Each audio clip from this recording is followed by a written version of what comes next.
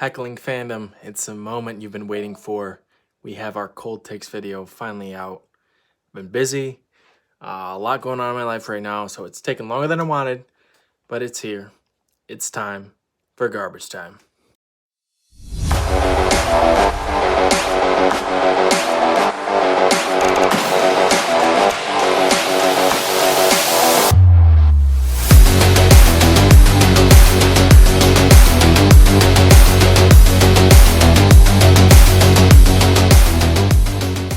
What's up, guys? I'm coming to you live on this fine Sunday evening. It's time for our cold takes of the year. Now, to our credit, this was actually a harder task than you might think. We actually hit a lot of takes. I think you guys would be surprised how hard it was to find some stuff to talk about. I couldn't even get us to a top 10, so I just picked some of my favorite cold takes. They're in no particular order. We're just going to kind of talk about some of the shitty takes we had, and I'll take you through it. The video is kind of pre-prepared, but I'll throw in my commentary and just kind of go from there. But before we get started, our number one heckling fan left us a couple voicemails. He left 2 parts, his voicemails. Part 1, I'll play here at the beginning. We'll go through the videos. And then part 2 is directly to me. I'll address that at the end. And let me tell you something. Christian's in trouble. Anyways, here's part 1 of his voicemail. Hey guys, it's your number one heckling fan here with the worst takes you guys had in 2021. This is part 1 of my voicemail. Let's start out with the guy that likes to call himself the host. Ron, you are just filled with the worst fantasy football advice, especially if the players are giant players. Not only did you think that Daniel Jones was the next hot thing in fantasy football QB, placing him as far up as 10th, but you also spent all your money on Christian McCaffrey and Saquon Barkley. Saquon Barkley, are you serious? I can see why you would take Mr. Glassman himself, McCaffrey, but Barkley? Really? How did that work out for you? Let me guess. You're not in the finals in your fantasy football league. Joe, your take on Brandon Ayuk is an absolute dumpster fire of garbage shit. The sad part of it all is that you continue to keep him up on a pedestal until like last month. Are you kidding me? How in the world are you still giving fantasy football advice with that horrible take? You should be punished by doing the naked walk of shame from Game of Thrones. Disgusting. Ryan, congratulations on being the absolute worst host of Garbage Time. What makes you the worst host? Easy. For one, is the fact that you have no original takes or opinions. And secondly, is the fact that you have taken more days off from this podcast than Congress does for doing absolutely nothing. Ryan, start showing up. Don't be like Congress. By the way, congratulations on making it to your finals on your fantasy football league. I hope you lose. JJ, you're my second part. I'll be right back. Well done, as always, Christian. You got him good. We always appreciate the roasting. You're what the heckling fandom is supposed to be. Yelling at us, leaving us angry voicemails. We love it. We love to respond to it. We love the interaction. So come back for some more next year. We really appreciate it, Christian. We appreciate your support. So, like I said, part 2 will be coming up after the cold takes. So I'll address that directly as it's directed to me. Anyways, this first take here is from our resident cold take leader, Ron. He does have the most cold takes in this video. I apologize, Ron. It's just the way the cards fell. But this first cold take, Ron, who ended up finishing second, I believe, in the pick'em this year, he made a very bad pick this week. And it was the week that the Lions played the Eagles. I'll let you take a look. Next week. The Eagles? They play the Lions. Right. He had the craziest look in his eyes, and at one point he said, "Let's get it on." Calling it now. The Lions are winning. I'm calling it now. Damn. That's for Edward. The Lions are going to beat the Eagles. You heard it here first, folks. I'm calling it. I'll put it in our pick'em thing. Caster, our former colleague at Fox, who passed away at the age of 68. Ball comes loose. And it will be taken in for a touchdown back in Detroit by Darius Slay.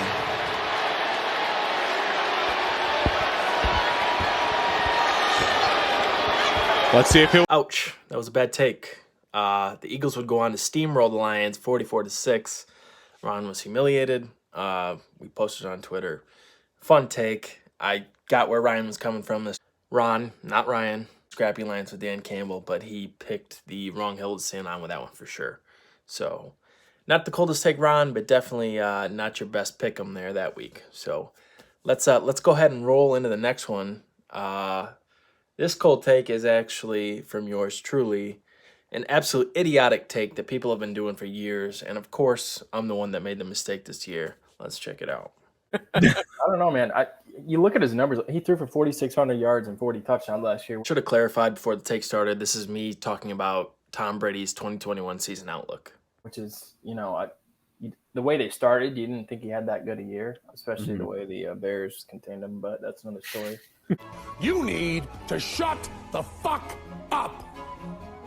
But I really do relate everything to the Bears somehow, and it's really annoying. So I'll work on it next year, heckling fandom. Yeah, that's right. 4. That was the first 4, not the Sons and 4 guy. It was Brady to the Bears. Yeah, So, that's right. Yeah, I don't know. I don't know that he can replicate that. What an idiot. Yeah, but people have been saying this every year for the past 10 years. Be that guy. You should have just shut the fuck up because you ended up being that guy. Right. In 2014. I'm not doing it anymore because if we stop doing it, it'll finally happen. But I'll be the first one to get it right. I'll be so elated if I'm wildly wrong on all of these. No, he'll be fine. If he's your fantasy quarterback, you're fine.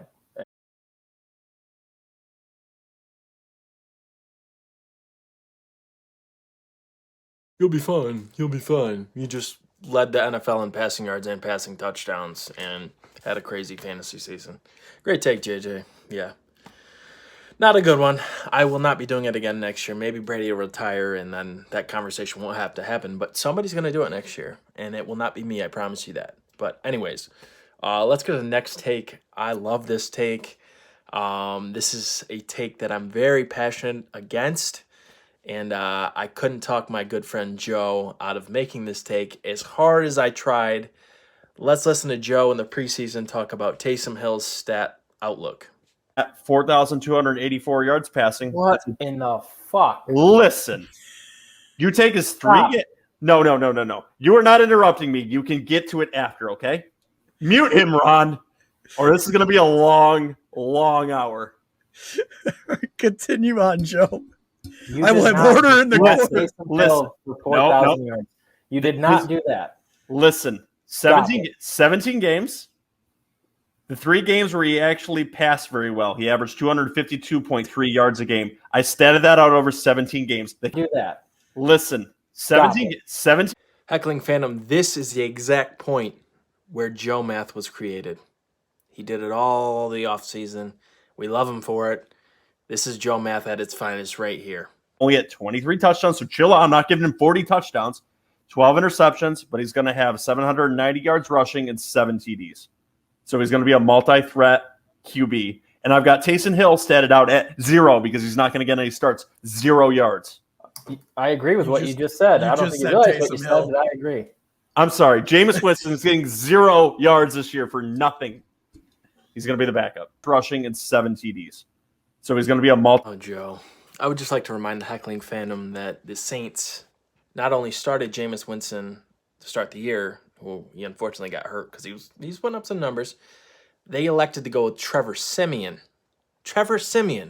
over Taysom Hill at quarterback until that fell apart. Just think about that. I ain't putting money on this at all. He's on my team. I'm just happy he's on my team. So Flag on the play. Another interception. Notice not only is that an interception to a defensive lineman, but it's also another interception. And this is Watkins to the end zone, but a flag is down. if I get to beat you with him in our dynasty league, I'm going to be real happy. If Taysom Hill throws for 4,000 yards this year, I will stay in a Waffle House for a week. Joe, I tried to tell you, man. You just got to listen to me on these QBs. But it is what it is. It was a cold take. Taysom Hill had a lot of ups and even more downs this season. Tough season for the Saints in general. They're going to have to address the quarterback position in the offseason. It's going to be interesting to see what they do. So you never know. But, yeah, that's another cold take. So let's keep this thing rolling and go on to a take about another quarterback that our host had to bring the homerism into it. I should have told him I'm an expert at it. Don't do that. So this is Ron in our way too early rankings for fantasy quarterbacks. He dares to talk about Daniel Jones. Check it out. But as it stands right now, Matt Ryan will probably sneak into the top 10. And Homer picked Daniel Jones. Are you serious? No. Yeah. Come on. There is an avenue. There is an avenue where Daniel Jones could get to top 10. I was going to You joke wake up about in you. your dream. I was going to joke about you throwing him in the top 10. Like, I was going to jump on you before you did your top 10 pick and say you were going to pick him, and you actually picked him. Yeah. There's a chance. I mean, he's got the rushing ability. It's not like superstar like some of these other guys. But, I mean, as long as he stays upright when he takes off and doesn't trip over his own feet. Trying to stay upright and he trips.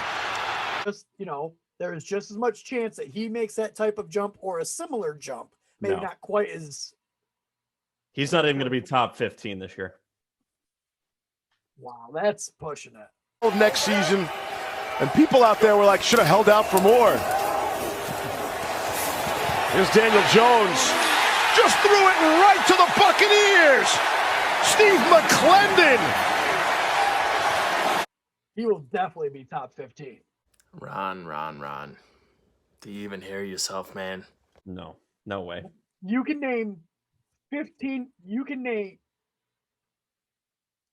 There's definitely 15 quarterbacks that are worse than Daniel Jones. Ron, I'm a defender of young quarterbacks, but you're wrong. You're just wrong here. He doesn't have it. The Giants are going to be exploring the quarterback market aggressively this offseason, and this was definitely a cold take. Homerism is a dangerous, dangerous thing. I know all about it. So, cold take on Daniel Jones there for sure. Obviously, it was a terrible season for him. I think he had like one decent week, a couple decent weeks to start the year, and then they went to that Falcons game earlier in the first quarter of the season, and everyone thought he was going to be great, and he never was. And then the rest of the season, he never was, and then he got hurt. So, just a disaster of a season, really, for Daniel Jones. And then the Giants, who rolled with Mike Glennon, the tanking specialist. So, that was a tough call. I appreciate the homerism, Ron. Like I said a million times, I'm an expert at it, but this is not the place for it. So I will give him credit, though. Full disclosure, the second time around, we updated our rankings. He did remove Daniel Jones from his top 10, but, we had to cover this one. So let's move on to the next take. This is a great one. This is a hot topic. Besides Taysom Hill, this was the item that Joe and I argued the most about in the offseason and the preseason. It's Jonathan Taylor. Obviously, I was a big fan of Taylor. I drafted him in a bunch of leagues this year. We kind of know how that worked out. Double-digit touchdowns, over 1,800 yards, a rushing title. He had an amazing breakout season. And Joe was not confident that was going to happen. So let's get into some of that here. I honestly have no idea why you have Jonathan Taylor up that high, because he might not even start in his backfield. Not only did he doubt him, he questioned that he was even going to start. That's crazy, Joe. Crazy. He's very hot and cold. At the end of the season, he was coming on, but if they figure him out, he may not even be the starter in his own backfield, to be more running back by committee. Taylor in for another touchdown. 5, it's a 1-yard run. The dynamic Jonathan Taylor. 5 touchdowns today for the Colts in a... Yes, that was just a 1-yard run, but it was, if you listen, it was his 5th touchdown in the game. So, absolutely crazy year for Jonathan Taylor. Monster numbers. Got a lot of people to fantasy championships. He got me one. I lost another one. Great year for him. So thank you, Jonathan Taylor, for proving me right. Though Joe has proven me wrong plenty of times as he kicks my ass in apology bets. He actually just won another one tonight. So I will again be reading apology bet. So this is, it feels good to get one right here. So, yeah. Now, the funny part about this Jonathan Taylor take that I've blabbered about all year and won't shut up about is Joe is not the only one that made that call. Quietly, when Ron was snickering in the back when we were talking about it, he has a cold take on Jonathan Taylor. Why don't you check this one out? By drafting him in that spot. My first player is going to be Jonathan Taylor. He's getting drafted at the 108. He should have been drafted at the 101, Ron. Now, I like Jonathan Taylor as a talent. But he's not going to get the passing volume because Naheem Hines is still there. 3rd and 15. Just trying to get it out to Taylor on the screen, get some of the yardage back, and get the first down, and rip it down the sideline. Now to the middle of the field. Jonathan Taylor, 76-yard touchdown. Plus, they're bringing back, what's his name? You're muted, so you said the name, but I couldn't read your lips. Marlon Mack. Marlon Mack. They didn't just bring back Marlon Mack to just sit on the bench.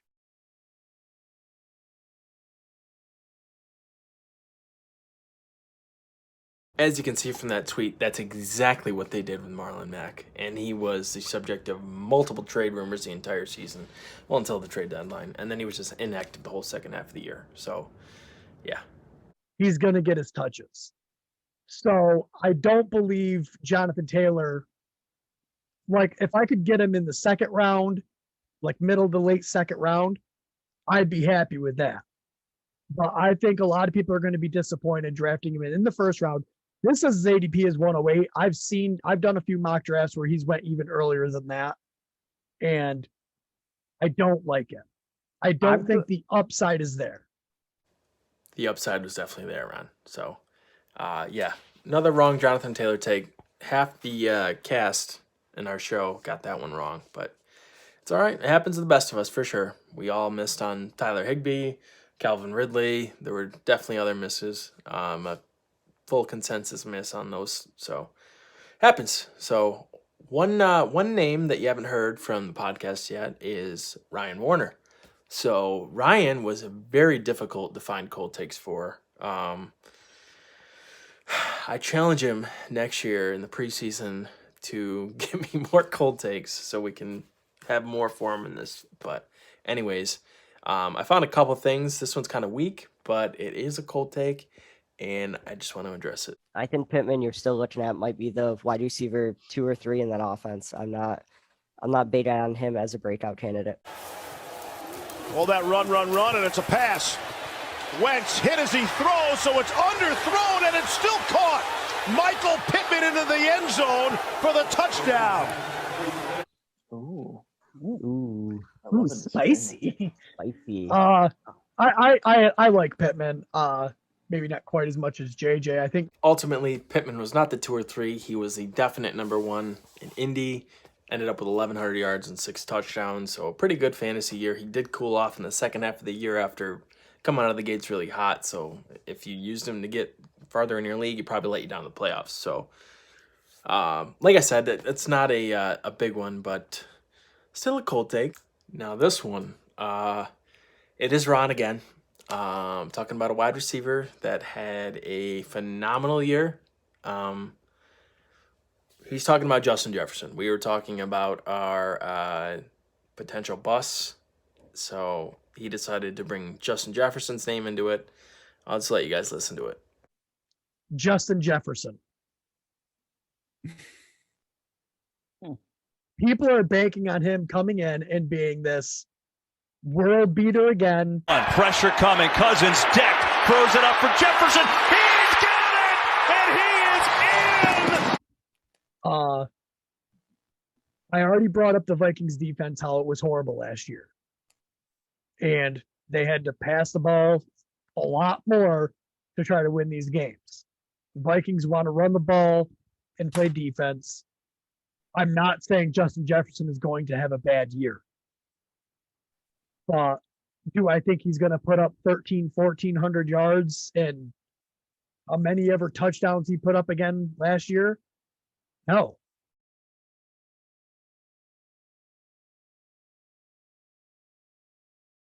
So as you can see from the stats, he obviously added 20 receptions, over 200 yards, and he added 3 touchdowns. Yes, there was an extra game, so, a little bit of that is the extra game, but still, even without the extra game, his pace and the way he played was even better than his rookie year. So Ron missed on that one. I understood where he's coming from. He thought the Vikings defense was going to be better. It was a bottom 3 defense, so he missed on that one, but cold take is Justin Jefferson was one of the top fantasy receivers this year and will probably be taken in the top 15 in about every league next year. So that was a different one. But our next clip, it's actually our final clip. Like I said, I couldn't even get 10 because we hit on a lot. But this one is Ryan. It takes a while, so I may have to fast forward some of the voices. It's not even a take. It is one of our sabotage mock drafts where he got double sabotage. And I think he thought it was like a league draft because he could not make the pick. And we're like, why are you taking forever, Ryan? But either way, check this out. This is our sabotage mock draft. If you're new to the podcast, it's something we do in the off season and it's really fun. So check it out. So you are not going to have Mike Davis. You dirty whore. And Joe So- is now out of sabotages. With that being said, I will go for another very long reach and go with a rookie drafted to Mr. McCann's team. And I'm going to go ahead and take Carter in this. And no, you're not.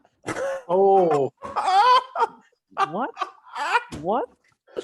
Oh, shit. how this works, we do our mock draft, and then each of us are assigned a certain amount of sabotages where we can click the button at any time, and it sabotages that player's pick in a mock draft or a fantasy football mock draft. So Ryan tried to take Mike Davis, Joe sabotaged him, then he tried to take Michael Carter, and Ron sabotaged him. He now has to make another pick, and this is him struggling to do so.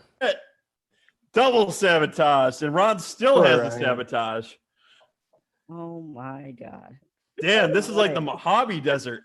It's just, you just keep walking and can't find one. Ryan's gonna need a few more summer shandies after this. Hell yes. I hate both of you so much. Okay, well, let's go back to the drawing board for a little bit. Oh my goodness. Oh man. Well, we know what tonight's clip on the Instagram is going to be. Todd Gurley's still available. Yeah, I don't. Man, Zach Moss is looking real good for you, huh? All right. Well, I guess with these events that have occurred, I will go ahead and go with Le'Veon Bell. a. Bueller.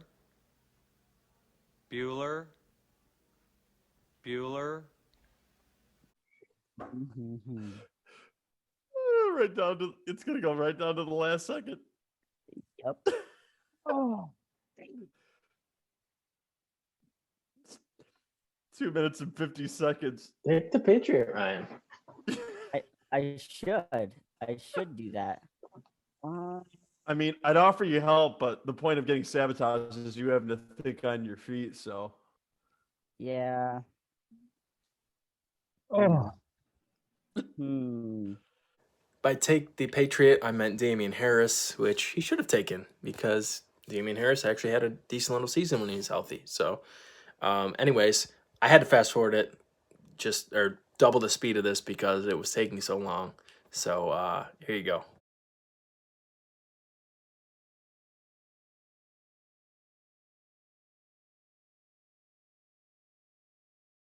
oh. I can see it now in our league, he's going to pick 4 running backs in a row. Yep, just saying.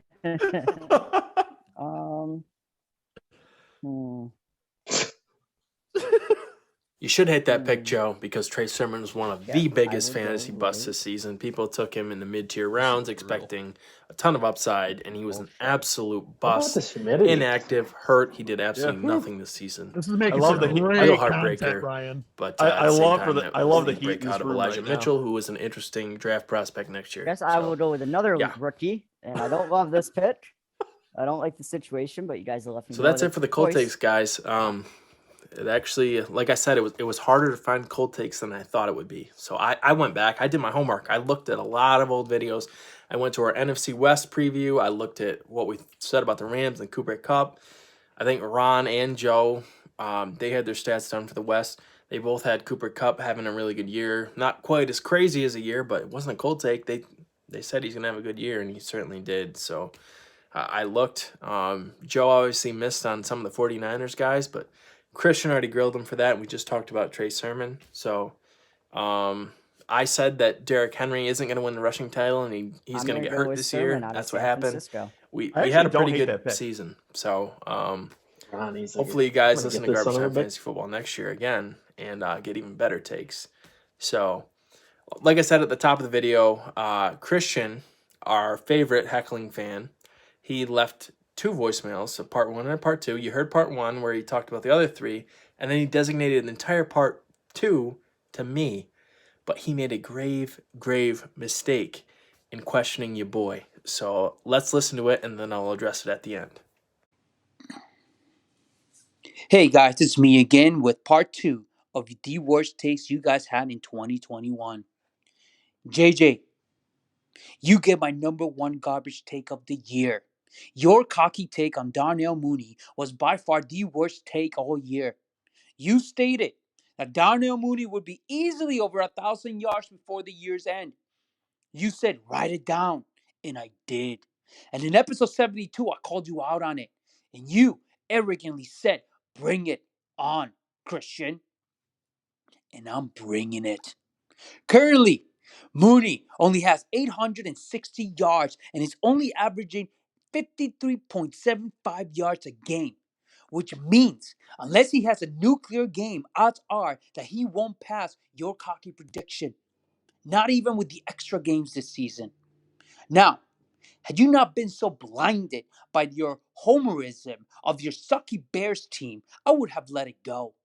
But your conviction and lack of vision on how bad and disappointing this Bears team really is makes this take by far the worst.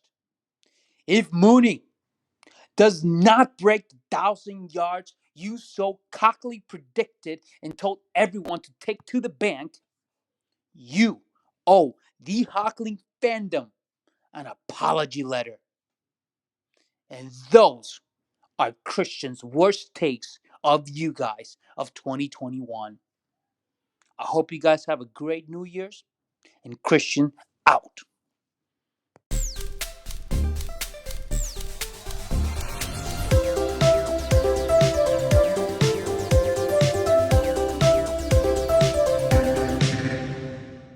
Christian, you made a grave mistake. The numbers that you gave were the numbers following week 16. You didn't count week 17, where Darnell Mooney went into the final game of the season, only needing 71 yards to surpass 1,000 yards. And I knew that Dalton and the Bears would want to get him that. And then I played him in DFS. I played him everywhere. And that's exactly what happened. He had a double-digit catch game, over 120 yards. He had a great game. And as you saw from the stats in that little clip before, he surpassed 1,000 yards like I promised he would. Now, instead of coming at me next season, why don't you listen to me, Christian, and we'll get you that championship. And now I am challenging you to come into our league and face off with us because I want you in our league. I think it'd be fun. Great fan, a lot of voicemail, a lot of content you give us. So I'm challenging Christian to come to to our league, our winner league. So we'll see what happens. We got a rules committee meeting. Maybe we'll expand the league. Maybe we'll kick some people out. Who knows? But yeah, sorry, Christian. But I was right. You were wrong. Maybe next year you can get me. Anyhow, that's going to be it, guys. Really had fun with that in the cold take video. This was a great fantasy season, a great year. I had a lot of fun podcasting. I know we got busy at the end there, but it was a grind through the season, and really looking forward to doing the preseason stuff again with the stats and mock drafts, sabotage mock drafts. I'm sure we'll come up with some other stuff. So it was an awesome year.